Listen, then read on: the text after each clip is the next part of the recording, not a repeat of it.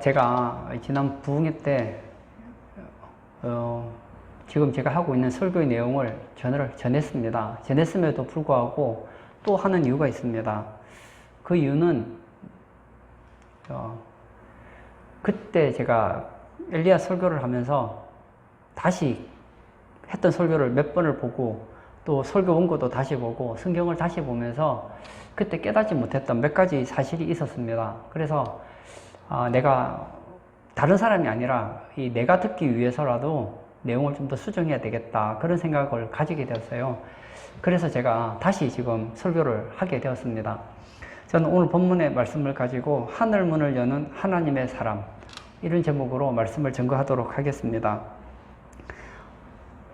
영적으로 도약하기 위해서는 뭐가 필요하냐? 대가를 지불해야 됩니다. 그것이 바로 훈련이지요. 제가 이 구구단을 지금 이루고 있는데요. 제가 깜짝 놀란 것은 제가 전에 구구단을 외우는데 틀리는 거예요. 가는 세월 그 누구가 막을 수가 있나요? 그게 생각이 나요. 제가 초등학교 2학년 때 이제 구구단을 외웠어요. 외웠는데 외우게 된 이유가 있습니다. 저는 알다시피 제가 학교 공부를 좋아하지를 않았어요. 그때 제가 저를 보건대 굉장히 머리가 좋았던 것 같아요. 그래서 저는 어떤 생각이 있느냐, 저는 공부를 안 해도 내가 마음만 먹으면 언제든지 잘할 수 있다는 생각을 가지고 있었어요. 근데 그 공부를 해야 되겠다는 생각이 너무 늦어서 그게 문제였지만, 여하튼 나는 내가 마음만 먹으면 언제든지 공부할 수 있다는 생각을 가지고 있었기 때문에 한글도 제가 초등학교 2학년 때 뗐던 것 같아요. 그래서 제가 시험을 치면은 저는 제 이름 세자, 심영환, 외에는 잘 몰라요. 제가 처음에 더하기 빼기를 이제 시험 문제가 나왔는데 더하기가 있고 빼기가 있잖아요. 근데 제가 수업 시간에 더하기는 공부를 했는데 빼기를 공부를 안 한 거예요. 근데 문제를 봤더니 예를 들어서 2 빼기 1은 하면 1이잖아요. 근데 제가 교과서를 보지 않으니까, 저는 교과서를 원래 안 보는 사람이니까, 그리고 수업 시간에 늘 딴짓을 하다 보니까 더하기는 공부를 했는데 빼기 수업을 해본 적이 없으니까 빼기가 있는지도 몰랐어요. 근데 딱 문제를 봤는데 내가 총기가 있잖아요. 2 빼기 1인데 분명히 2 더하기 1이 문제인데 왜 빼기일까? 왜 짝대기가 더하기가 아니고 짝대기가 하나 있을까? 선생님이 바빠서 더하기에서 짝대기를 하나를 내리는 글을 빼뜨리는가 보다. 그래서 전부 빼기를 더하기를 다 고쳤어요. 한글은 못했지만 한수는 할 줄 알았으니까. 그래서 전부 다 빼기를 더하기를 다 고쳐서 맞췄어요. 그리고 나서 시험을 발표를 하는데 점수가 형편없는 거예요. 분명히 내가 생각하는 점수가 있는데, 그 선생님께 이제 찾아갔어요. 선생님, 이 점수가 좀 안 맞는 것 같습니다. 가져갔더니 선생님이 보니까 이상하게 제 답이 맞는 거예요. 이상하게 맞는 거예요. 그때 내가 선생님이 다 이거 틀렸다고 체크를 한 거예요. 그래서 다시 자세히 봤더니 제가 빼기를 전부 더하기를 다 붙여놨어요. 그렇게 1학년이 지났어요. 2학년이 되니까 다른 거예요. 더하기 빼기도 잘 못하는 내가 이제 구구단을 곱하기 나누기 해야 되는데 어떻게 하겠어요? 제가 아직도 기억해요. 초등학교 2학년 때 선생님 이름이 여성수 선생님이셨어요. 이 선생님은 요즘 그렇게 했다가 큰일 납니다. 근데 옛날에는요, 선생님들이 굉장히 파워가 있었어요. 그래서 애들을 좀 안 좋게 개패듯이 했어요. 말 안 들으면. 그래서 구구단을 오늘은 2단, 3단, 4단 외우게 하고 나서 못 풀면 남으라는 거예요. 그리고 나서 그 다음부터 두들겨 맞는 거예요. 선생님께 심영환, 5 곱하기 2는 5 더하기 2는 7. 두들겨 맞는 거야. 나는 더하기 그때 빼기도 잘 못하는데 무조건 난 더하기 그냥. 5 곱하기 5는 10. 또 두들겨 맞는 거야. 그렇게 맞으면서 깨달았어요. 머리가 나쁘진 않으니까 이 선생님이 있는 동안 1년 동안 두들겨 맞겠구나. 그런 방법은 한 가지밖에 없지요. 어떻게 하면 되죠? 구구단을 외워야 되잖아요. 난생 처음 공부가 뭔지는 몰랐지만 안 맡겨서 공부를 했어요. 드디어 제가 더하기, 빼기, 곱하기, 나누기 한글을 딱 깨우쳤다는 거 아니에요. 그런데 그때 그 더하기, 빼기, 곱셈, 나눗셈을 배운 것이 여성수 선생님이 너무 미웠어요. 제가 한글도 잘 몰랐잖아요. 초등학교 6학년 때까지 한글도 잘 몰랐는데 한글을 제가 초등학교 6학년 다 깨우칠 수 있었던 유일한 이유는 딱 한 가지였어요. 무조건 두들겨 맞으니까 10년간 읽어봐 하고 나서 나를 기다리고 있는 것은 내가 기다리고 있어요. 팍팍만 손등 해가지고 타타타타 엉덩이 타타타타 그렇게 맞으면서 드디어 제가 한글을 깨우쳤어요. 네. 가감승제를 제가 깨우쳤어요. 근데 그때는 너무 힘들고 그 선생님이 정말 미웠어요. 더하기만 알면 되지 꼭 빼기를 알아야 되냐, 곱하기 나누기를 알아야 되냐, 한글을 알아야 되느냐, 별로 가르쳐 주는 것도 없으면서 계속 두들겨 패는 것만 하는 거예요. 그런데 그때는 힘들었지만 제가 인생을 살아가면서 내가 만약 그때 한글을 깨우치지 못했더라면, 만약에 더하기, 빼기, 곱셈, 나눗셈을 익히지 못했더라면 어떻게 했을까? 그런 생각이 들어요. 마찬가지입니다.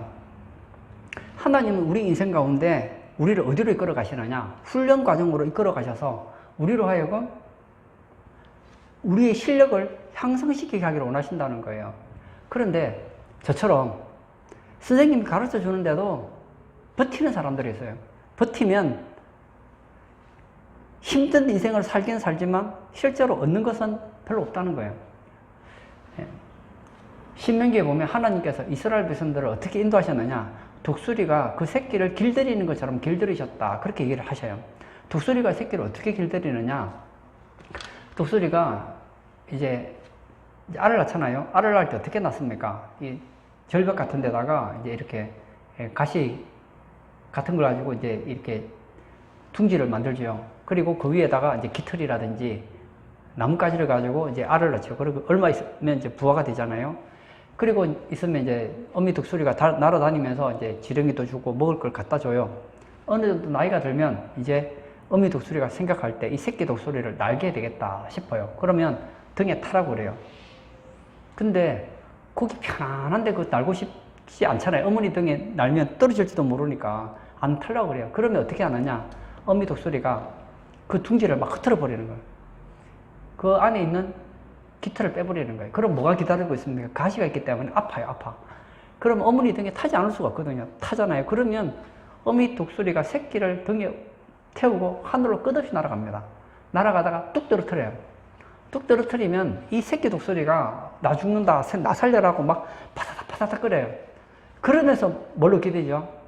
힘을 얻게 되죠. 그리고는 어떤 바람에도 유효하게 나올 수 있는 새중의 왕이라고 할 수 있는 독수리가 되는 거 아니에요. 근데 예를 들어서 어떤 독수리 새끼가 있는데 아주 나같이 머리가 좋아요. 그래서 생각을 하는 거예요. 나의 어머니께서 나로 하여금 하늘에 떨어뜨린다. 과연 내가 가만히 있으면 어머니가 나를 과연 죽이게 내버려 둘까? 어머니는 나를 사랑하시지. 나를 죽이지 않을 거야. 난 어머니를 믿는다.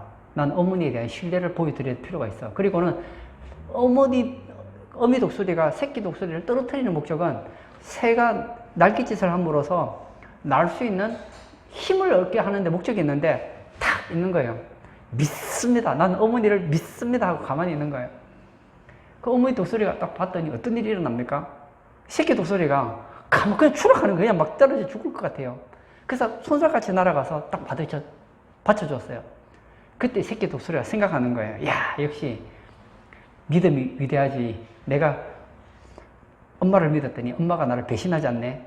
믿음은 대단한 거야. 여러분, 그게 대단한 게 아니에요. 하나님 우리를 어미 독수리가 새끼를 길들이는 것처럼 길들인다는 거예요. 여러분, 길들이는데 훈련 과정에서 실패하면 어떻게 됩니까? 아무것도 얻는 게 없는 거예요.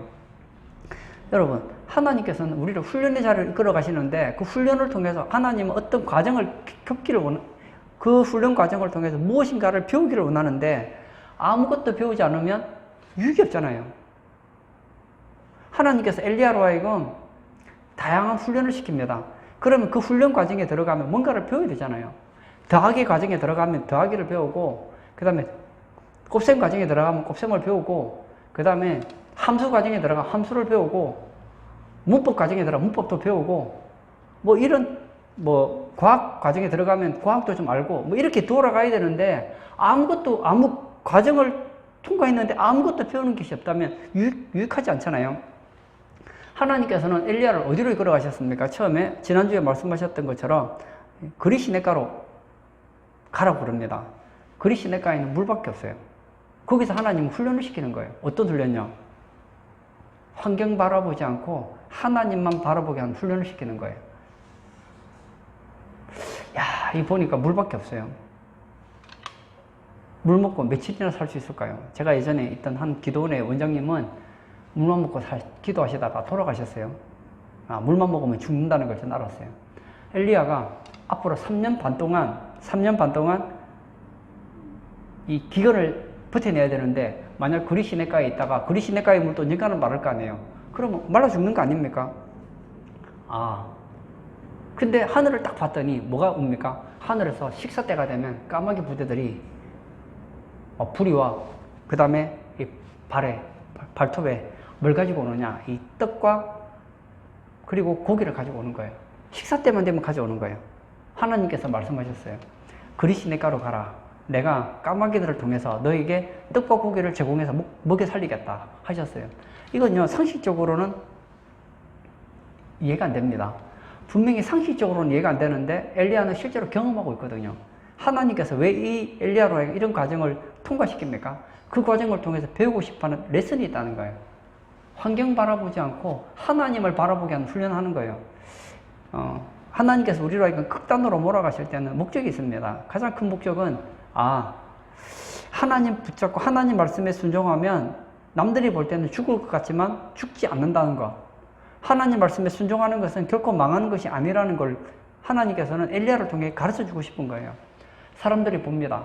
엘리야가 어디 갔는가 하고 봤더니 그리 시냇가에 가요. 거기 먹을 게 없어요. 물밖에 없어요. 그럼 어떻게 되죠? 굶어 죽는 거예요. 영양실조로 죽는 거예요. 근데 안 죽는 거예요. 여러분 잊지 마십시오. 하나님께서 우리로 하여금 극단으로 몰아가실 때는 우리에게 무슨 레슨을 시키고 싶어 하느냐? 엘리야처럼 이런 절망적인 상황에서도 앞이 보이지 않고 미래가 보이지 않더라도 하나님 붙잡으면 살 수 있다는 그 레슨을 시키고 있는 거예요. 따라서 힘들고 어려울수록 우리는 뭘 바라보아야 되느냐? 하나님 붙잡는 훈련을 잘 하셔야 된다는 거예요. 그리고 그 사람밭에서 거기서 그리 시냇가에서 훈련을 어느 정도 받고 나서 하나님은 다시 엘리야에게 또 말씀하십니다. 이제는 사르밧으로 가라. 이 사르밧은 이 그리 시냇가와 거리가 얼마냐? 한 120km 정도 돼요. 가면 한 과부를 만나게 될 것인데 내가 그 과부를 통해서 이제 너를 살게 하겠다 그러는 거예요. 처음에는 이 그리 시냇가에 있는 이 물과 까마귀들을 통해서 이 떡과 고기를 통해 살게 했다면 이제는 하나님께 또 다른 방식으로 살게 하겠다는 거예요. 그래서 이제 사르밧에 갔습니다. 갔더니 이건 더 절망인 거예요. 까마귀들은 막 그래도 때를 지어서 내가 걱정할 건 없어요. 그냥 가만히 있으면 그냥 지들이 어디서 구해오는지 떡하고 고기를 가지고 오니까 먹고 살면 돼요. 그런데 이제 이 사르밧은 또 다른 거예요. 봤더니 이 과부가 너무 가난한 거예요. 그 나무를 줍고 있어요. 그게 뭘 하나 하고 봤더니 집에 기름 조금하고 가루가 조금 있는 거예요. 그 나무 가지고 이제 기름에 뭐 요즘 우리로 말하면 뭐 전 같은 거 좀 부쳐 먹고 이제 굶어 죽으려고 하고 있는 거예요. 엘리야 생각할 때는 그리 시냇가에 있을 때 어떤 일이 있었습니까? 그래도 아무리 생각해도 여러분, 이 까마귀가 아무리 하나님의 그 명령에 순종해서 떡과 고기를 가져온다 하더라도 그 새의 그 부리로서 그리고 그 새의 발톱으로 음식을 가져왔다는 것은 좀 청결하다고 보기는 어렵잖아요. 어쩔 수 없이 먹고 살고는 있지만 이제는 좀 사람다운 삶을 사는가 했더니 이제는 더 절망인 거예요. 여기는 한 끼 먹으면 끝인 거예요. 하나님께서는 오히려 엘리야로 하여금 이제 더 나은 인생으로 이끌어가는 것이 아니라 그 한 가지 레슨을 통과하고 나니까 그 다음 과정으로 또 이끌어 가시더라는 거예요. 여러분 잊지 마세요. 한 과정에서 레슨을 잘 받으면 다음 과정으로 넘어가지만 한 과정에서 레슨을 잘못 받으면 어떻게 되느냐? 돌아야 돼요. 그리고 험한 인생을 돌게 돼요. 야곱이 이런 고백을 하잖아요. 내가 험악한 인생을 살았습니다. 왜 험악한 인생을 살았습니까? 야곱이 하나님께서 가르쳐 주신 이 레슨대로 가지 않고 자꾸만 자기 인생을 살다 보니까 안 당해도 되는 어려움들을 수없이 경험했거든요.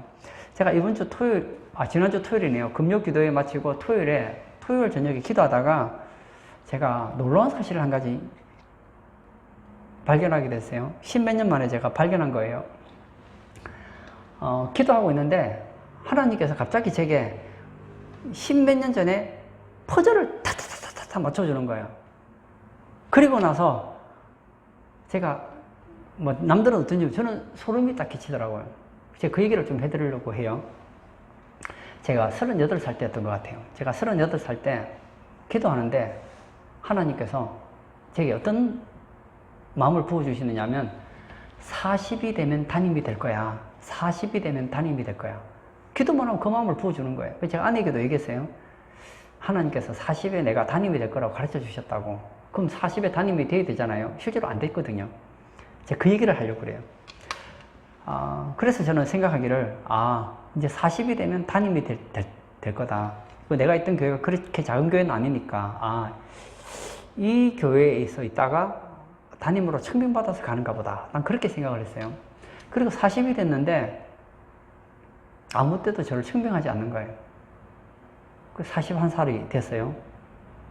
오히려 그 교회에서 진짜 쫓겨나는 신세가 됐어요.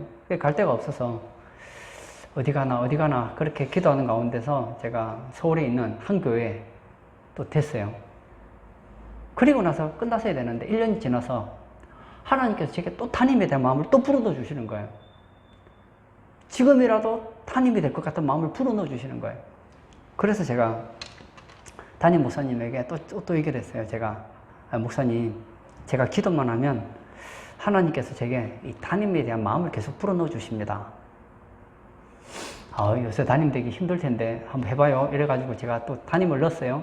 근데 그렇다가 결국은 제가 3년 전에 제가 이 교회로 오게 됐거든요. 제가 왜 40에 제가 응답을 받았는데 왜 내가 결국은 40대 후반에 이 김포에 왔는가? 그걸 내가 그때까지 제가 이유를 몰랐어요.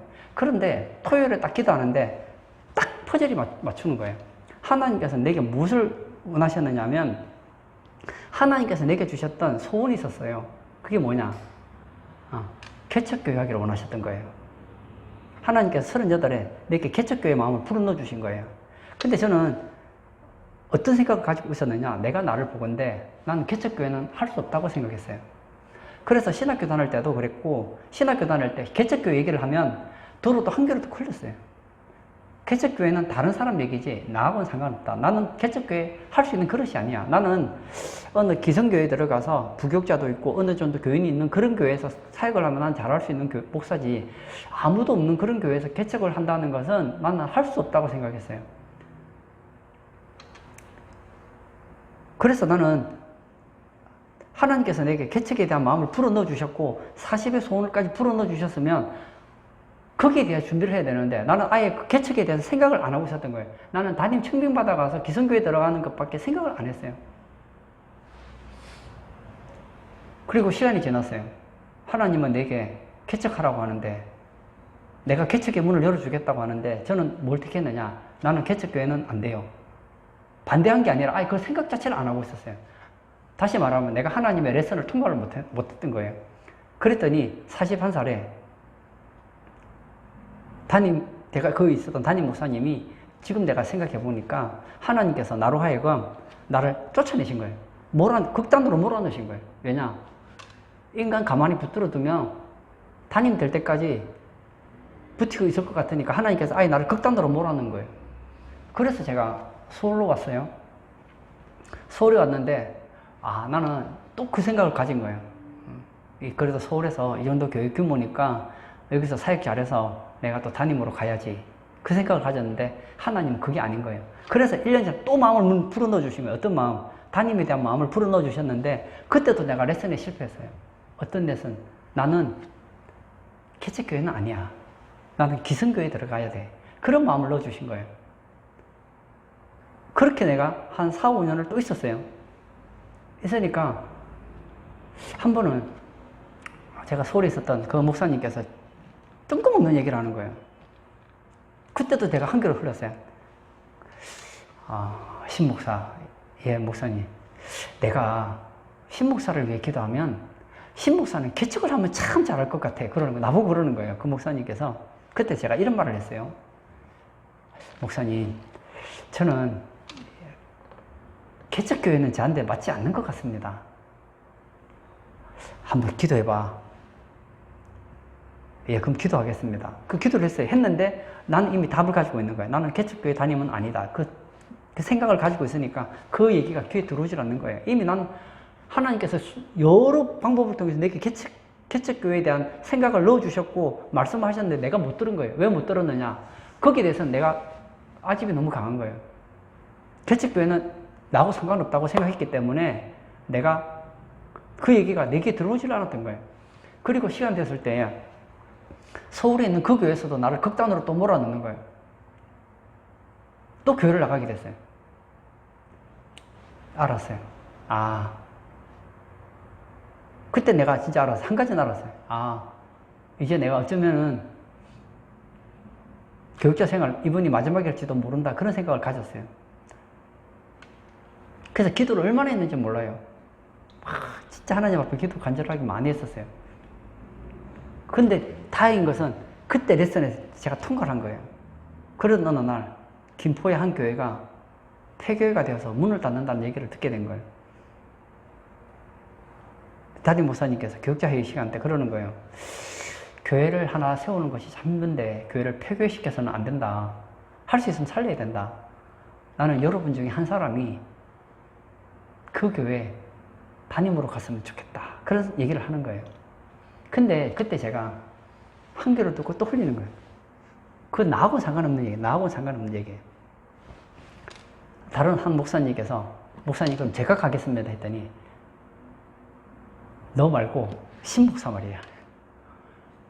그래서 제가 목사님 저는 아닌 것 같습니다. 저는 개척교회는 아닌 것 같습니다 했더니 기도해봐 하는 거예요. 그때까지는 저는 그런 걸 놓고 기도도 해보질 않았어요. 근데 그때 진짜 간절하게 기도를 했어요. 했는데 첫날에 기도를 했는데 나는 개척교회 안 돼. 내 아내도 개척교회를 원하지 않을 것 같고 개척교회 한다고 해도 아내가 갈 것 같지도 않고 또 나도 하고 싶은 마음도 없고 그런 마음으로 기도하니 응답이 되겠어요? 안 되는 거예요. 그래서 다음날 목사님을 또 만났어요. 기도 좀 해봤느냐고 했는데 아무래도 저는 안 될 것 같습니다. 한 번만 더 해보라고. 한 번만 더 해보라고. 근데 그때 어떤 생각이 들었느냐 하면 하나님, 나는 개척교회 진짜 갈 마음이 0.001%도 없는 사람인데 진짜 제가 가야 된다면 제게 징표를 보여달라고. 그리고 기도를 했어요. 하루 종일 기도했어요. 근데 갑자기 가슴에서 막 불이 타오르기 시작하는 거예요. 그리고는 내가 가야 되겠다는 생각이 들었어요. 그리고 제가 이 교회 왔잖아요. 오고 나서 과거를 돌아봤더니 내가 이 만약이에요. 이 만약은 반복될 수 없지만 제가 그때 38에 제가 지금 생각해 보니까 그때도 제게 개척을 얘기했던 사람들이 없었던 게 아니었어요. 내가 만약 그때 하나님께서는 40에 내게 담임의 문을 열어주시길 원하고 계시고 그리고 어쩌면 내가 개척으로 갈 수도 있고 기성교회 담임으로도 갈 수 있다는 생각을 두 가지를 다 가지고 있었더라면 어쩌면 제가 40에 담임이 됐을지도 모르죠. 근데 내 완고한 고집 때문에 세월이 몇 년이나 딜레이가 된 거예요. 그 가운데서 다양한 좋은 유익도 많았어요. 유익도 많았지만 가장 중요한 것은 초등학교 6년이면 끝날 과정을 제가 12년 했다는 거예요. 그것을 지난주 토요일에 가르쳐 주시는 거예요. 내가 통과를 못했구나.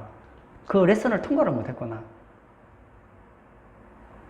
그리고 제가 이 개척교회를 와보니 나는 내가 개척은 할 수 없다고 생각했었는데 개척을 하니까 하나님께서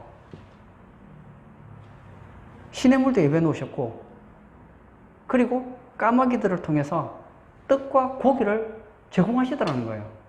제가 이 얘기를 왜 하는지 아세요? 이 사르밧이라는 이름에는 도가니, 용광로라는 뜻이 있습니다. 하나님은요, 한 가지 과정을 통과시키기를 원하세요. 그래서 저는 몇 번이나 극단적인 인생을 살 뻔했어요. 하나님께 40에 길을 열어주셨는데 내가 그 길을 거부했기 때문에 하마터면 41살에 제가 목회를 그만둘 뻔했었어요. 그리고 40대 중반에 내가 목회를 또 그만둘 뻔했던 적이 한 3번 정도 돼요, 제가. 하나님께서 나를 그리 극단으로 몰아넣었음에도 불구하고 내가 하나님을 붙잡았더니 살 길은 주셨어요. 그런데 안 해도 되는 고생을 내가 많이 했더라고요. 여러분, 잊지 마세요. 여러분, 사람들은 내가 인생을 살아가면서 자기 나름대로 옳다, 이건 바꿀 수 없는 진리같이 생각하는 것들이 있어요. 이런 사람의 문제가 뭐냐? 하나님의 음성도 듣고 신앙생활도 하는데 그 부분에 있어서는 견고한 진이 되어서 그 부분에 대해서는 흔들리지 않는 거예요. 그것 때문에 안 되는 거예요. 그것 때문에 안 되는 거예요. 나는 다른 건 다 되는데 사르밧은 못 가겠다는 거예요. 난 다른 데는 다 가겠지만 그리시네가는 못 가겠다는 거예요. 이게 문제예요. 그런데 자기 안에 견고한 진이 생기면 생길수록, 견고하면 견고할수록 하나님이 말씀하신 그게 안 들린다니까요. 저도 안 들리더라니까요. 그래서 하나님 어떻게 하시느냐? 그걸 깨트리기 위해서 우리를 자꾸 극단으로 몰아넣으시는 거예요. 여러분, 혹시 여러분의 인생 가운데 자꾸 극단으로 뭔가 하나님과 관계 좋아지는 것 같은데 자꾸만 극단으로 밀리는 것 같은 그런 경험 혹시 하지 않으십니까?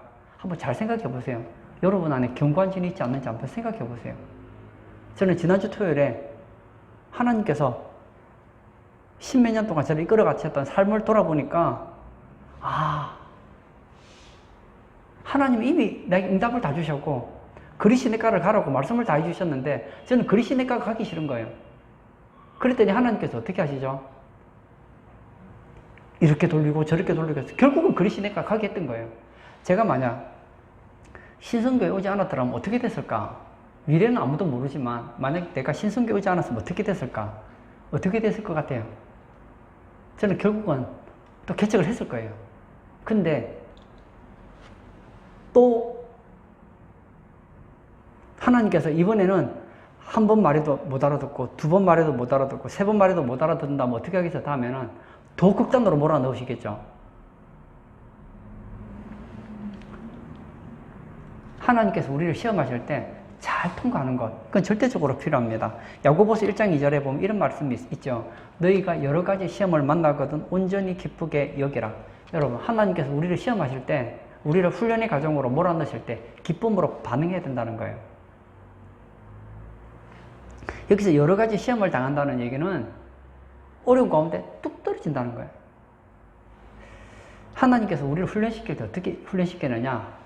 내가 예상한 방법이 아니라 예상하지 못한 가운데로 뚝 떨어뜨린다는 거예요. 그때 뭐 하라고요? 기쁘게 받아들이라는 거예요. 저도 다른 건 기쁘게 받아들일 수 있었어요. 근데 한 가지는 안 되는 거예요. 개척교회 가라는 것은 기쁘게 못 받아들이겠더라고요. 그게 제 안에 있었던 견고한 진이었어요. 나는 그게 견고한 진이라고 생각 안 했어요. 나는 신앙에 있어서 그게 그렇게 문제된다고 생각하지도 않았어요. 근데 결국은 그게 내 발목을 잡았단 말이에요. 그 성경은 반대로 얘기하는 거예요. 그런 시험을 당하거든 뭐하라고 해요? 기쁘게 여기라. 이는 믿음의 시련이 인내를 만들어내는 줄 너희가 알미라. 하나님께서는 지금 이 엘리야를 통해서 어디로 걸어가십니까? 그리시네가를 통해서 한 극단을 달리게 하고 그 과정을 통과하고 나니까 이제는 사르밧이라는 곳에 가서서 용광로 가운데서 또 몰아넣으시는 거예요. 이 사건이 끝나고 나면 또 어떤 시험이 기다립니까? 이제는 사르밧 과부의 아들이 죽음으로 인하여서 또 한 가지 위기를 또 만나게 됩니다. 그 사건이 끝나고 나면 어떤 일이 생기죠? 이제는 갈멜산에서 바알과 아세라 450명과 영적 전쟁을 치러야 되고 여기서는 실패하면 죽어요, 죽어. 그날 죽느냐 사느냐의 기로에 있습니다. 그 문제가 끝나고 나면 이제는 하늘에서 비를 내리느냐 내리지 못하느냐를 가지고 다시 믿음을 평가받아야 되는 시점이 온단 말이에요. 그러나 분명한 것은 하나님께서 우리에게 주신 시험은 뭐냐, 훈련은 뭐냐, 다 좋은 거라는 거예요. 이것을 그때 당시로는 이해가 되지 않아도 기쁨으로 받아들이고 그리고 인내로 만들어내면 어떤 결과가 만들어지느냐, 온전하고 구비하여 조금도 부족함이 없게 하려 함이라. 예, 하나님 우리에게 어떤 인생을 원하시느냐? 전천후 인생이 되기를 원한다는 거예요. 다시 말하면 어떤 조건에서도 행복한 사람, 어떤 조건에서도 만족한 인생을 만들고 싶은데 그건 그냥 안 만들어져요. 하나님께서 우리를 훈련시킬 때 그 훈련 과정 가운데 우리가 잘 순화되어서 그 훈련 과정 가운데서 깨어질 것은 깨어지고 모난 부분은 둥글둥글하게 해지고 하나님께서 원하시는 작품이 되면 어떤 고백이 나오느냐? 나는 부족하지 않습니다. 이렇게 되는 거예요. 다윗 보십시오. 다윗만큼 고생 많이 한 사람 있습니까? 근데 그 다윗이 이렇게 고백하잖아요. 여호와는 나의 목자시니 내게 부족함이 없습니다. 멋지지 않아요? 이 고백이 어디서 나옵니까? 다윗은 목자였기 때문에 양을 잘 알았어요. 원래 다윗은 양을 치는 목자 아닙니까? 근데 목자가 양을 이끌어갈 때 어떻게 하느냐? 목자는 양을 푸른 풀밭으로 데려가고 쉴만한 물가로 데려가죠. 잔잔한 물가로 데려가요. 그런데 거기 있던 그 풀과 물이 떨어지고 나면 어떻게 하죠? 다음 장소로 이동을 해요. 이동을 하는데 어떻게 인도하느냐? 목자는 양에게 가장 좋은 걸 주고 싶기 때문에 지름길로 가려고 해요. 그 지름길이 어떤 곳이냐? 양이 볼 때는 사망의 음침한 골짜기 같은 그런 골짜기 같은 곳을 지나가게 할 때가 있단 말이에요. 그래서 다윗이 고백하기를 내가 사망의 음침한 골짜기로 다닐지라도 해를 두려워하지 않을 것은 주께서 나와 함께 하심이라. 하나님께서 목자가 양을 데리고 갑니다. 여기는 이제 먹을 풀이 없으니까 더 좋은 꼴이 있는 곳으로 데려가는데 양이 생각할 때는 이건 아닌 것 같아요. 이건 사망의 음침한 골짜기인 것 같아요. 이건 내가 생각하던 길이 아니에요. 내가 생각하던 삶이 아니에요. 그런데 그쪽으로 데려가는 거예요. 거기는 사망이에요, 사망. 이쪽으로 가면 죽을 것 같아요. 이렇게 가면 내 인생이 망할 것 같아요. 그런 데로 가는 거예요. 근데 목자는 알죠. 양이 생각할 때는 지금 목자가 나를 이끌어가는 이 길이 어떤 길이냐? 푸른 풀밭, 잔잔한 물가가 아니라 사망의 음침한 골짜기 같은 곳이라고 생각하지만 목자는 사망의 음침한 골짜기가 종착지가 아니고 푸른 풀밭, 쉴만한 물가, 잔잔한 물가로 데려가기 위해서 지름길로 가고 있다는 거예요. 목자였던 다윗은 이걸 누구보다 잘 알았어요. 그래서 자기는 두려워하지 않겠다는 거 아닙니까? 바울은 어떻습니까? 여러분, 바울만큼 고생 많이 한 사람 있나요? 신약 성경에 바울만큼 고생 많이 한 사람 찾아보기 어렵습니다. 근데 그 바울이 뭐라고 그러죠? 내게 능력 주시는 자 안에서 나는 모든 것을 할 수 있다.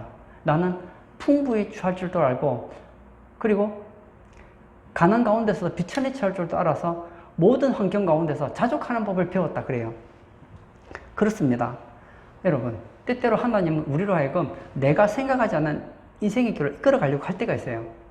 근데요, 이건요 참 어렵습니다. 왜 어렵느냐? 하나님은 우리 안에 있는 그 자아를 깨뜨리기 위해서 그쪽으로 이끌어가려고 하는데 나는 아예 거기 갈 마음 자체가 없는 거예요. 나는 거기에 가려고 하는 마음 자체가 없으면 나는 내가 하나님께 불순종하고 있다는 생각 자체를 못하는 거예요. 여러분, 이게 함정이에요. 제가 제 간증을 왜 길게 했느냐? 저는요, 제가 개척교회 안 하는 것, 이것이 하나님께서 나를 훈련시키고 하나님께서 내게 대한 그 과정이라고 생각을 1%도 못했어요. 왜 못했느냐? 거기에 대해서 내가 생각 자체를 안 하고 있었기 때문에 거기에 대해서 내가 순종해야 될 필요성 자체를 느끼지 않았기 때문에 못했던 거예요. 여러분도 마찬가지입니다. 나는 이건 안 돼. 한번 잘 생각해 보세요. 내 인생 가운데 이건 아니야. 내가 아무리 생각해도 이건 하나님께서 내게 이런 걸 요구하실 리가 없어. 바로 그걸 하나님이 요구하신다니까요. 하나님께서 엘리야에게 이렇게 말씀하셨습니다. 17장 13절 한번 볼까요? 엘리야가 그에게 이르되 두려워하지 말고 가서 내 말대로 하려니와 먼저 그것으로 나를 위하여 작은 떡 한 개를 만들어 내게로 가져오고 그 후에 너와 내 아들을 위하여 만들라. 예, 이 사르밧 과부가 얘기하죠. 제게는 기름 조금과 그리고 이 가루 조금밖에 없는데 이것을 가지고 제 아이와 함께 먹고 이제 죽으려고 합니다. 그래, 그렇게 하세요. 하는데 먼저 나를 위하여 작은 떡 하나를 만들어 주고 그 다음에 너와 아들을 위해서 먹어라. 그렇게 하는 거예요. 그리고 14절에 이런 말씀하셔요. 이스라엘의 하나님 여호와의 말씀이 나 여호와가 비를 지면에 내리는 날까지 그 통의 가루가 떨어지지 아니하고 그 병의 기름이 없어지지 아니하리라 하셨느니라. 하나님 말씀을 대언해 주는 거예요. 엘리야는 이미 한번 경험한 게 있죠. 상식적으로 생각해 보세요. 여러분이 산에 있는데, 산에서 금식 기도하고 있는데 하나님께서 내가 까마귀를 시켜서 떡과 고기를 주겠다. 이건 말이 안 되잖아요, 상식적으로. 그런데 엘리야는 벌써 며칠인지는 모르지만 상당한 기간을 경험했거든요. 아, 하나님 말씀하시면 되는구나. 근데 이번에는 또 달라요. 여러분 보세요. 있는 것을 가져오는 건 그나마 현실적이잖아요. 보세요. 까마귀 어디서 가져오는지 모르겠지만 하여튼 어디선가 떡이 있는 걸 가지고 오는 건 가능해요. 그런데 없는 걸 만들어내는 거, 질량 보존의 법칙에도 어긋나는 거 아닙니까? 보세요. 기름 조금과 그리고 가루 조금 있는데 그것이 하늘에서 비가 내릴 때까지 떨어지지 않는다는 것은 그게 계속 재생되어서 계속 점점 쏟아 계속 무슨 샘물처럼 펑펑 쏟아 나온다는 거 아닙니까? 이게 말이 됩니까? 근데 엘리야는 이미 한번 경험했거든요. 그리 시내가에서 현실적으로 불가능한 경험을 한번 했단 말이에요. 그게 뭐죠? 까마귀가 자기 먹을 것을 가져다 주는 그 경험을 통해서 아, 하나님 말씀은 틀리지 않구나. 하나님 말씀에 순종하면 하나님이 책임진다는 알았어요. 그래서 엘리야는 뭘 합니까? 하나님이 하셨던 말씀을 대언하는 거예요. 엘리야가 이 담대함이 어디서 나옵니까? 그리 시내가에서 나온 거예요. 여러분, 과거의 경험으로 끝나면 안 돼요. 제가 총신대학원을 다니면서 한 가지 제가 배운 것이 있었는데 그게 뭐냐, 이 간사님들과 대화를 나누면서 배웠던 게 이 제자훈련의 핵심이 뭐냐고 물었더니 제자훈련의 핵심이 성령이라는 거예요. 성령의 나타남이라는 거예요. 선교단체는 이 성령의 나타남에 대해서 굉장히 약한데 성령이 나타날 수 있도록, 성령이 역사할 수 있도록 이끌어가는 교육자가 그 부서를 살릴 수 있다는 거예요. 그래서 그 다음부터 성령 집회하는 데 내가 많이 쫓아다녔어요. 왜냐? 대체 어떻게 하면 성령이 역사하는지. 그때까지는 저는 오직 말씀, 기도 그거는 있었지만 성령과 관계, 성령의 나타남에 대한 부분은 너무나 약했기 때문에 그래서 그런 성령 집회가 있는 곳에 가서 집회도 참석해보고 같이 기도도 하고 대체 내가 기도 인도하는 것과 여기가 뭐가 차이가 있나 그런 것도 경험을 많이 했어요. 뭐가 딱 왔느냐면 그런 어느 날 하나님이 나를 쓰시겠구나. 나는 부족하지만 내가 이렇게 하면 성령님께서 나를 사용하신다는 확신이 들었어요. 그래서 그걸 이제 손에 딱 잡고 나서 주일학교 수련회를 하면 이제는 초등학생이든 중고등학생이든 청년이든 애들 데리고 성령 집회를 하면요. 거기서 역사가 일어나는 거예요. 그래서 제가 이제 서울에서 청년부를 맡을 때도 제가 이 청년부를 보면서 제가 느낀 게 이 청년부가 영적으로 많이 지금 메말라 있구나. 이 부서를 살리는 제일 좋은 방법은 기도가 살아야 되겠다.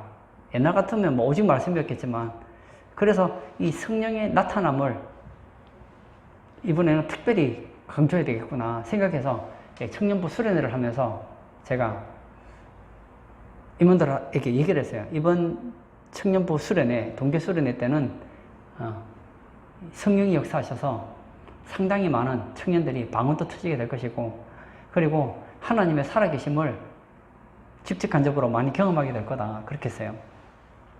그리고 나서 이제 수련회가 끝났어요. 끝나고 나서 이제 마치고 가는데 한 집사님이 저를 차를 태워주셨어요. 저는 뭐 집회할 때는 막 이런 소리 저런 소리 다 하지만 끝나고 나면 또 제가 별로 말을 안 한단 말이에요. 타고 가는데 그 집사님이 저보고 하는 얘기가 목사님 제가 깜짝 놀랐습니다. 무슨 일이 있으셨습니까? 했더니 제가 이번에 기도하다가 환상을 봤습니다. 기도하는데 하늘에서 성령의 비가 막 쏟아지는데 그게 가만히만 있으면 그냥 막 비에 성령의 은혜에 푹푹 젖어서 온 옷이 젖는 환상을 봤다는 거예요. 그래요? 근데 제가 이해가 안 되는 게 있더라는 거예요. 그래서 뭐가 이해가 되지 않습니까? 했더니 환상 가운데 봤더니 청년들이 우산을 씌고 성령의 비가 쏟아지는데 우산을 씌고 그 성령의 비를 맞지 않으려고 하는 걸 봤다는 거예요. 왜 그렇습니까? 그러는 거예요. 그렇게 성령이 역사하신 거예요. 제가 서울에서 그런 사역을 있었던 이유가 어디 있습니까? 서울에서 그냥 한번 집회했기 때문에 그런 게 아니에요. 여러 곳에 부흥회도 다녀보고 내가 맡은 부서에서 할 때마다 그런 성령의 나타남을 경험할 수 있었기 때문에 서울에서도 그렇게 가능한 거예요. 제가 처음에 이제 중등부 할 때도 우리 중학생들 학생 때 어렵잖아요. 학생일 때 한번 성령을 경험하게 해야 되겠다. 뭐 물론 내가 하는 건 아니에요.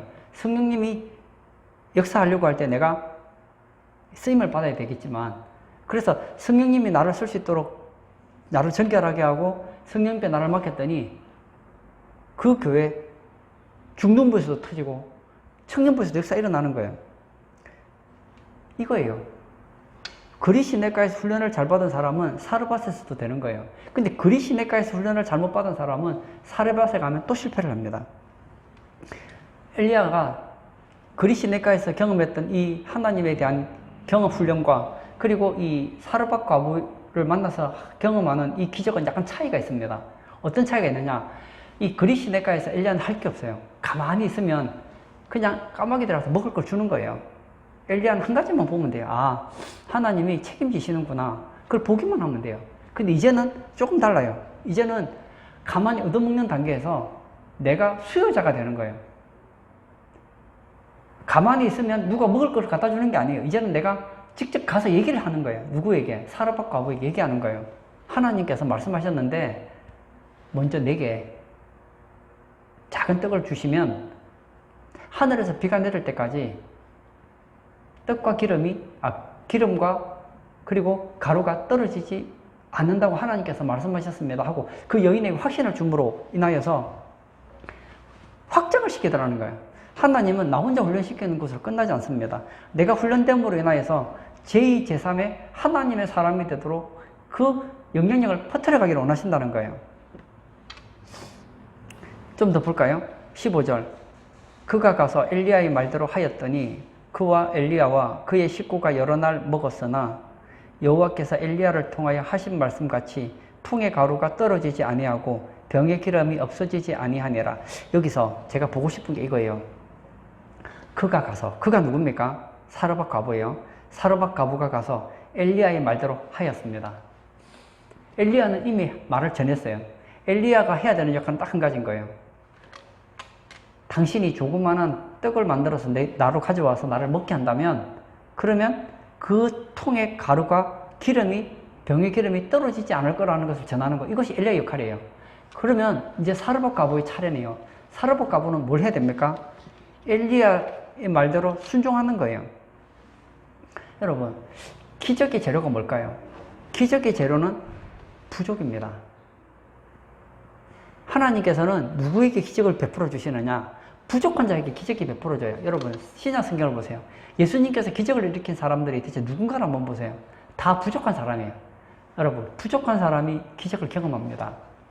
그런데 부족하면 다 경험을 하느냐? 그건 아니에요. 부족하다고 해서 마르지 않는 축복이 부어지는 건 아니에요. 하나님께서는 때때로 그 사람에게 뭘 요구하시느냐? 순종을 요구하신단 말이에요. 그런데 이 여인은 순종하기가 너무 힘든 거예요. 왜 힘들죠? 없으니까. 기름 조금하고 가루 조금밖에 없으니까. 지금 안 그래도 지금 배가 고픈데 우리 둘 먹기도 부족한데 무슨 엘리야 선지자에게 또 조그마한 떡을 만들어 줍니까? 이건 불가능하잖아요. 이 사르밧 과부가 생각할 때 이런 생각이 들 수 있겠죠. 야, 이 선지자가 우리를 죽이려고 하는구나. 얼마 남지 않은 이 기름과 이 가루까지도 뺏어가려고 하는가 보다. 그런 생각이 들지도 몰라요. 그러나 이 과부는 뭘 택했습니까? 불가능에 순종한다는 거예요. 여러분, 이것이 정말 중요합니다. 하나님은 기적을 일으키기 전에 우리에게 뭘 요구하시느냐? 우리가 할 수 있는 기적의 재료를 요청하신단 말이에요. 근데 그 기적의 재료라는 것이 다른 사람이 볼 때는 무모한 것 같은데 그 사람은 할 수 있는 정도 수준이에요. 하나님 우리가 할 수 없는 걸 요구하지는 않습니다. 하루는 예수님께서 사람들을 만나서 말씀을 전하고 있는데 한 사람이 온 거예요. 선생님 드릴 말씀이 있습니다. 뭐냐? 선생님께서 사랑하시던 제자 나사로가 병들어 죽게 되었습니다. 지금 마리아와 마르다가 지금 당장 지금 예수님이 지금 오셔서 나사로를 살려주기를 바라고 있습니다. 아, 그래 먼저 가 있거라. 곧 가겠다. 그리고는 나흘을 더 지체를 해요. 나흘이면 죽는데. 그리고 이제 나흘이 지나서 며칠이 지나고 나서 이제 예수님께서 이제는 내가 나사로를 만나러 가겠다 그래요. 그래서 이제 고쳐주는가 보다 했더니 그게 아니다. 나사로는 죽었다는 거예요. 죽고 나서 간다는 거예요. 여러분 생각해 보세요. 아니 지금 마리아와 마르다는 예수님이 와서 자기 살아있는 오빠를 살려주기를 원했는데 예수님은 뭘 하셨느냐? 나사로가 죽을 때까지 안 가요. 그리고 죽었어요. 그리고 옵니다. 오니까 예수님 오신다는 소리를 듣고 마르다가 달려와서 막 통곡을 하죠. 주여, 주님께서 조금만 빨리 오셨더라면 제 오라비가 죽지 않았을 겁니다. 나는 부활이요 생명이니 나를 믿는 자는 죽어도 살겠고 무릇 살아서 나를 믿는 자는 영원히 죽지 않는다. 이것을 내가 믿느냐? 그래요. 믿습니다. 그럼 됐다. 그리고 가만히 있어요. 있으니까 또 얘기를 듣고 마리아가 와요. 또 마리아가 막 울면서 또 해요. 그래서 예수님께서 이제 나사로의 동생들을 데리고 이제 무덤가로 갑니다. 갔더니 막 사람들이 옛날에 그 당시에는 사람이 죽으면 사람을 사서 막 같이 우는 그런 게 있었거든요. 그래서 보니까 막 사람들이 막 울고 있어요. 돌을 옮겨 놓아라. 마르다가 얘기하죠. 주여, 죽은 지 나흘이 지나서 썩은 냄새가 납니다. 그때 예수님께서 이렇게 말씀하세요. 내가 믿으면 하나님의 영광을 보리라 하지 않았느냐? 옮겨 놓아라. 보세요. 예수님께서는 이 나사로를 살리기를 원해요. 예수님께서 그곳에 왜 가셨습니까? 나사로를 살리는 거예요. 이게 기적의 기적. 기적의 재료예요. 그런데 예수님께서는 마르다에게 네가 죽은 오빠를 살려라 그렇게 말하지 않았어요. 뭘 하라고 하십니까? 돌을 옮겨 놓으래요. 살리는 건 예수님이 하지만 돌을 옮기는 건 누가 해야 됩니까? 마르다는 누가 책임지라는 거예요. 그래서 마르다가 마리아와 함께 사람들을 동원해서 돌을 옮겨 놓습니다. 그때 예수님께서 외치잖아요. 죽은 나사로를 향해서 외칩니다. 나사로야 일어나라. 기적이 일어났잖아요. 마르다 쪽에서는 죽은 오라비를 살릴 수 있는 것, 할 수 있는 게 아무것도 없습니다. 그러나 그거 할 수 있는 건 한 가지는 있어요. 돌을 옮겨 놓는 것. 이건 마르다가 할 수 있단 말이에요. 하나님 바로 이걸 원하시는 거예요. 이 과부에게 하나님께서는 많은 걸 요구하지 않았어요. 이 엘리야에게 너는 생선을 대접하라 그렇게 말하지 않았어요. 그가 가지고 있는 마지막 남아있는 그 가루 조금과 기름 조금 그거 가지고 떡 만드는 거 이건 할 수 있거든요. 이건요 쉽기도 하고 너무 어렵기도 해요. 나는 충분히 할 수 있지만 문제는 뭐냐? 하고 싶지가 않은 거예요. 이것까지는 순종하고 싶지 않은 그것이 있단 말이에요. 제가 지난번에 부흥회 때 어떤 목사님 얘기를 한 적이 있을 거예요. 이 목사님이 제가 한 세미나를 가서 여 목사님을 만났는데 이 목사님이 신앙 간증이 되게 많더라고요. 그래서 그분이 자기가 했던 간증들을 많이 해주셨어요. 그 중에서 한 개 해주셨던 게 이거였어요. 한 번은 성지순례를 가고 싶어 했는데 돈이 없는 거예요. 그래서 하나님께 기도하죠. 하나님, 성지순례 가고 싶은데 돈이 얼마가 부족합니다. 저를 좀 도와주세요. 만약 하나님께서 돈을 주시면 제가 성지순례를 가고 만약 하나님께서 허락하지 않으시면 제가 성지순례를 포기하겠습니다. 그렇지만 아무에게도 말하지 않겠습니다. 그렇게 기도하고 있는 어느 날 이제 그날이 마지막이었어요. 이제 그날까지 돈을 못 만들어내면 이제 성지순례를 못 가는 거예요. 기도하고 있는데 갑자기 강대상에 무슨 소리가 들리는 거예요. 그 기도가 끝나고 나서 딱 봤더니 봉투가 있는데 헌금 봉투에 돈이 있는데 열어봤더니 성지순례 갈 그 돈이 딱 들어가 있는 딱 그만큼 들어있는 거예요. 근데 이 목사님 어떤 생각이 있느냐면 옛날부터 남에게 뭐 돈 받고 이런 거 너무 싫어하는 분이셨어요. 대체 누가 나한테 이 많은 돈을, 수백만 원을 줬을까? 모르겠는 거예요. 그래서 생각하다 보니까 근처에 어느 한 장로님이, 교회가 뭐니까 새벽 기도를 거기에 오는 한 장로님이 있었어요. 그래서 아, 이 장로님인가 보다 생각하고 다음날 딱 됐더니 아니나 다를까 그 장로님이 또 왔어요. 그 장로님 기도 끝날 때까지 기다렸다가 나가려고 딱 잡은 거예요. 자꾸 장로님 잠깐만 저랑 얘기를 좀 해요. 혹시 장로님께서 어제 그 얼마를 헌금하시지 않았느냐고. 맞다고. 나 그 돈 받을 수 없습니다. 가지고 가세요. 저는 교인들에게 도움 받는 그런 목사 아닙니다. 가지고 가세요. 그랬더니 이 장로님께서 하신 얘기가, 아, 목사님 사실은 제가 기도를 하는데 하나님께서 그 액수를 헌금하기를 너무너무 강하게 동기부여를 하셔서 제가 어쩔 수 없이 제가 순종하는 마음으로 한 거니까 제발 좀 받아달라고. 아, 받을 수 없다고. 그럼 하루만 더 기도해보고 그래도 만약에 부담스러우면 그때는 제가 다시 돌려받겠다고 해서 기도를 했어요. 이 전사님 기도를 많이 하시는 분이니까 기도를 했더니 하나님께서 이렇게 말씀을 해주셨다는 거예요. 내가 그 장로를 축복하기를 원한다. 그 장로는 정말 축복이 필요한데, 기적의 재료가 필요한데 이 장로도 너무 어렵기 때문에 돈이 없는 거예요. 근데 이 목사님은 또 뭐가 필요하냐? 성지순례를 가고 싶은데 또 성지순례 갈 돈이 부족해요. 근데 이 장로님은 성지순례를 줄 정도의 여력은 되는 거예요. 그래서 하나님께서 이 성지순례를 갈 수 있는 돈을 이 장로님을 통해서 이 목사님에게 주게 한 거예요.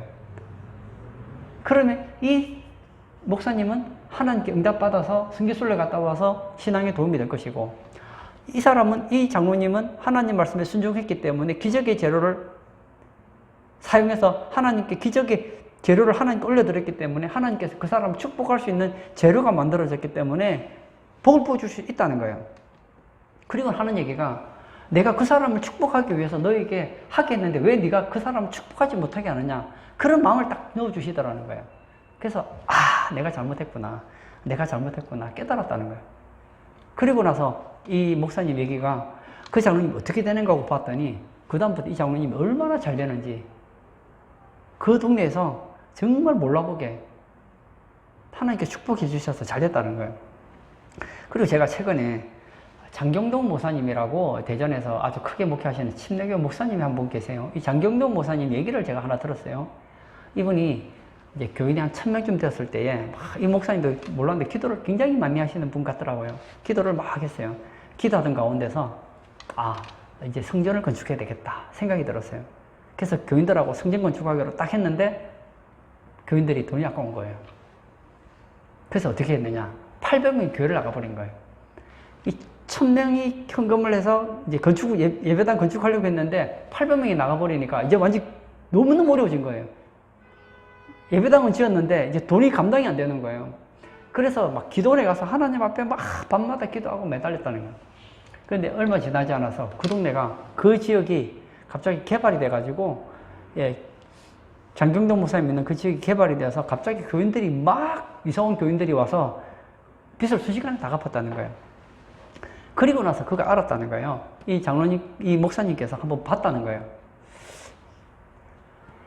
하나님께서 정말 자기가 예배당을 짓고 싶어 지은 게 아니고 하나님께서 정말 감동을 주셔서 지었는데 그게 순종한 사람과 순종하지 않은 사람 한번 봤다는 거예요. 봤더니 그때 순종했던 그 200명의 성도들을 삶을 한번 보았고, 그 다음에 그때 그 건축헌금 안 내려고 나갔던 사람들을 봤더니, 나갔던 사람들을 보니까 건축헌금보다 더 많은 돈을 하나님께서 다양한 방법으로 나가게 하셨다는 거예요. 그리고 그 200명의 하나님 앞에 순전한 마음으로 헌신했던 그 사람들을 하나님께 축복하는 걸 봤다는 거예요. 그렇습니다. 하나님은요, 우리에게 뭘 요구하시느냐? 불가능한 걸 요구하지 않아요. 하나님 우리가 할 수 있는 걸 요구하십니다. 하나님께서 우리에게 요구하실 때 이해는 되지 않지만 아멘 하고 순종하면요, 하나님께서 기적을 일으킨다는 거예요. 결론을 지고자 합니다. 이 그리시네가는 엘리야 한 사람의 순종으로 가능하지만 이 사르밧과 아버집에 일어났던 이 기적은 한 사람의 순종으로는 안 돼요. 엘리야의 순종과 그리고 사르밧 과부의 순종이 만날 때 기적이 일어나는 거예요.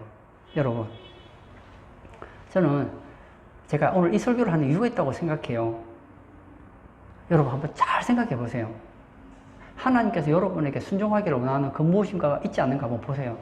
그런데 혹시 저처럼 그런 사람 없습니까? 여러분 마음속에 너무 견고한 진이 있어서 이건 내가 절대 포기할 수 없는 무엇인가 때문에 하나님께서 이미 여러분에게 몇 번이나 기회를 주셨고 가르쳐 주셨는데도 불구하고 나는 이미 거기에 대한 답을 가지고 있기 때문에 누구도 바꿀 수 없는 절대적인 답을 가지고 있기 때문에 하나님의 그 음성이 들리지 않고 하나님이 말씀하셔도 한 개로 또 걸리지 않습니까? 그래서 여러분이 혹시 안 당해도 당하지 않아도 되는 어려움을 당하고 있지는 않느냐는 거예요. 그러나 늦지 않았어요. 저 보세요. 3년 전에 순종하니까 하나님께서 기적을 일으키시잖아요. 여러분도 한번 오늘 기도하면서 한번 생각해 보세요. 내 마음에 절대 바꿀 수 없을 것 같은 그런 견고한 진을 한번 내려놓고 한번 하나님 앞에 순종해 보세요. 사르밧 과부처럼 말이에요. 한번 순종해 보세요. 아까 제가 말씀했던 그 장로님처럼 한번 순종해 보세요. 하나님은 우리의 기적의 재료를 가지고 기적을 만들어내세요.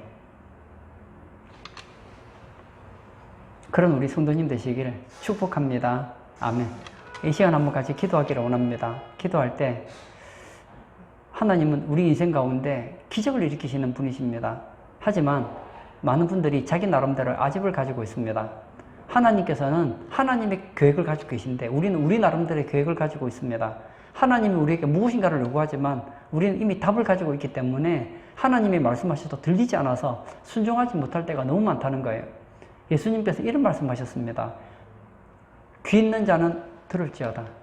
요한계시록에는 귀 있는 자는 성령이 교회들에게 하신다는 말씀을 들을지어다. 주여, 내가 듣기를 원합니다. 나의 고집 때문에 하나님의 음성을 듣지 못하지 않기를 원합니다. 하나님 앞에 기쁜 마음으로 순종함으로 하나님의 그 기적을 경험하는 복된 시간 되게 해달라고 우리 다 같이 기도하도록 하겠습니다.